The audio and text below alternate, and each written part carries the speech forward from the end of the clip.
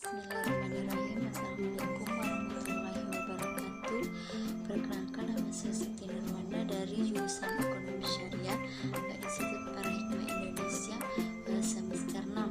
Nah, di sini saya akan menjelaskan tentang menegakkan syariah kompetensi dalam pasar modal syariah. Nah, kita harus mengetahui apa sih itu urgensi pasar modal. Nah, dunia ekonomi mengenai 3 jenis pasar utama, yaitu pasar barang dan jasa, yang kedua pasar faktor produksi, yang ketiga serta pasar finansiasi.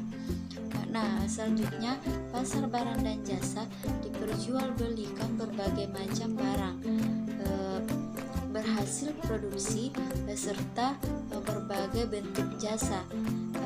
Dan pasar faktor produksi, satu pihak memberikan tanah atau modal, tenaga kerja atau manajemen kepada pihak lain. Nah, selanjutnya yaitu dengan kompensasi sewa atau bunga dan laba bagi hasil dan sejenisnya. Pada pasar finansiasi, masyarakat yang memiliki dana menawarkan kepada perusahaan melalui instrumen-instrumen.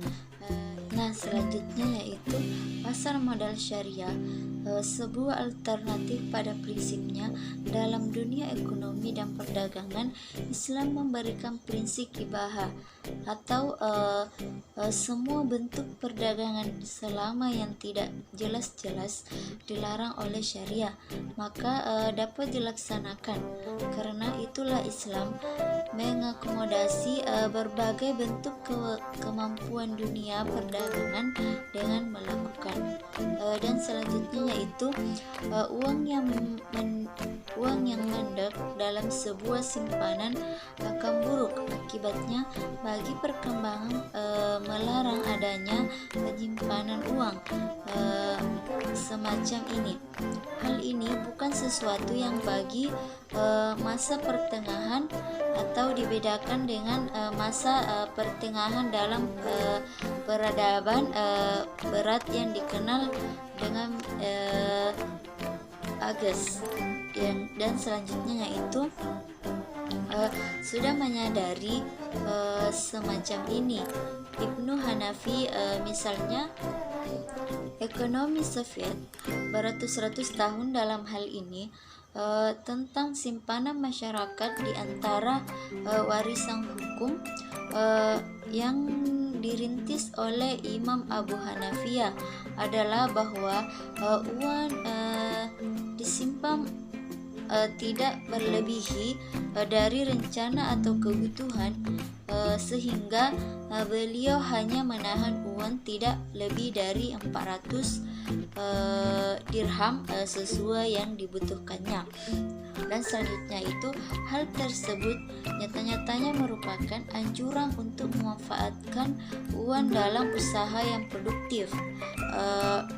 Keberadaan pasar modal syariah jika demikian akan menjadi tempat untuk secara ini menetapkan uangnya dalam alokasi produksi. Dan selanjutnya yaitu pembakuan bentuk perjanjian yang sesuai dengan syariah.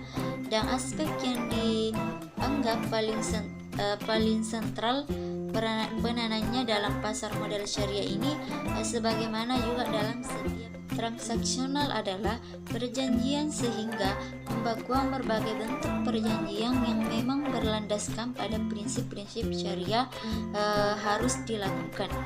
Adapun sebuah kontrak menurut Islam haruslah memenuhi beberapa syarat sebagai berikut. Yang pertama yaitu baik dalam landasan motivasinya, yang kedua tidak mengandung hal-hal yang memberikan akses bagi sesuatu Dan yang ketiga yaitu tidak terkait dengan pengambilan atau maisir. Yang keempat, menghindari pemaksaan. Dan yang kelima yaitu menghindari takhir dan tadlis. Dan mungkin cukup sekian yang sampai saya jelaskan. Syukur. Wassalamualaikum warahmatullahi